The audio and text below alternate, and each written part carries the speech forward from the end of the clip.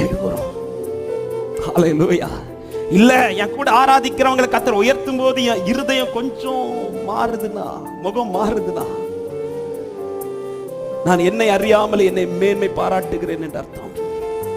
அங்கதான் கர்த்தர் எச்சரிப்பார், நீ ஒட்ட வைக்கப்பட்டவன் என்பதை மறந்துடாத, நீ கூட வளர்ந்த கிளை அல்ல. எனவேதான் அடுத்து ஒரு வார்த்தை இப்படி சொல்வார் பாருங்க. 11வது அதிகாரம் 21வது வசனத்தை வாசியுங்கள். சுபாவ கிளைகளை, இந்த வார்த்தை நல்லா கவனிங்க சபையை, சுபாவ கிளைகளையே தேவன் தப்ப விடாதிருக்க உன்னையும் என்று எச்சரிக்கையாயிருந்தார். கூட வளர்ந்த கிளைய முறிச்சு போடுறதுக்கு அவர் யோசிக்கல. கூட வளர்ந்த கிளைய வெட்டி போடுறதுக்கு அவர் யோசிக்கல. கூட வளர்ந்த கிளைய முறிக்கிறது எவ்வளவு கஷ்டம் தெரியுமாங்க?